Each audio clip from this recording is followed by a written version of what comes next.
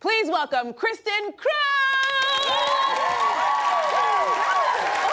I know, give it leg up the whole bit. Leg up for everything. I'm sorry, this is incredible. A real intro for a real star. First of all, thank you for being here. You look fantastic. Thank you. Thank you for And congratulations on the new show. Thank it's you. wonderful. Yes. Okay, so before we get into that, I hear you have a wonderful story about how you got discovered that we all want to hear about. Yes.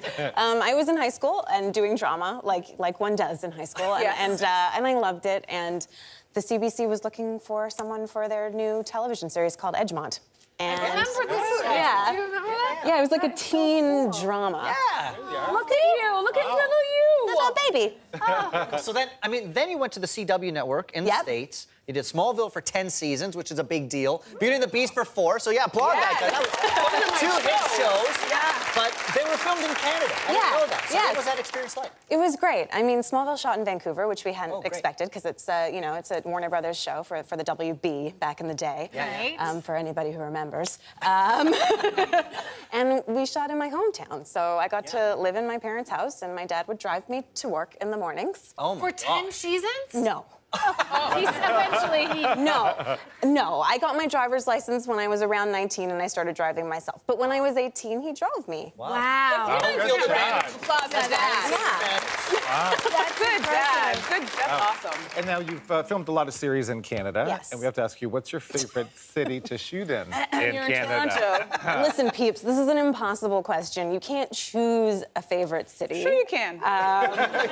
You have. But Vancouver's my hometown, so it has a special place in my heart. It's my hometown too. Okay, the West Coast girls. Okay. Okay. And where else have you shot? Winnipeg, which is where Okay. we shot Burden of Truth, and then Regina. I shot a movie, Regina, wow. in the winter. Oh, in the Yeah. winter. Oh. Yeah, it was cold. Yeah. I injured my hip flexor. It's still injured because of curling. In Wow. Regina? You have Yes. a curling injury? I have a curling injury. Yeah. It's very Canadian of you.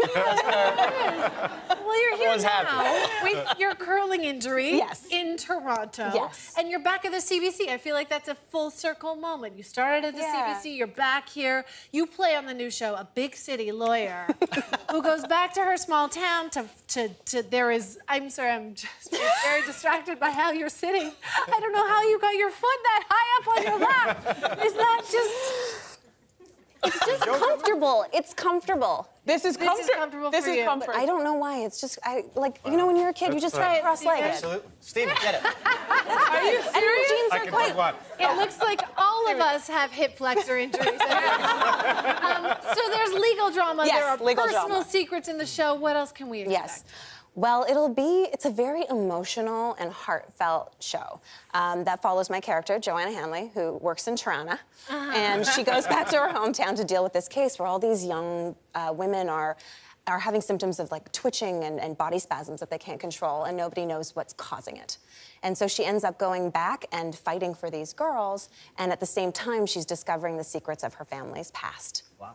And those two things kind of weave in together for 10 episodes. Ooh, we don't just have to ooh at our imagination. We can take a look at this clip. You can't do this. They're my clients. Did you sign a retainer agreement? Then they aren't. Implied lawyer-client relationship can exist even in the absence of a formal agreement. The DeVoe case, By the time you go to court to prove it, I'm going to have settled with all of them and be back on a plane. 17 years later, you still need to be the smartest person in the room. I don't need to be. It just works out like that. Can I use that line?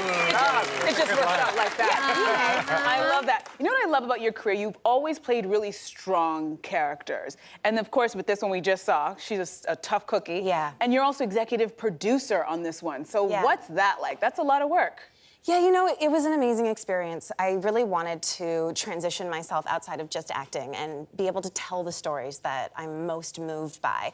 And this was one of those stories. And really, it was in pre-production. Like, I came out, we pitched to the CBC, we did all of that, and then eventually got the show written. I was in the development room for that, and it was amazing.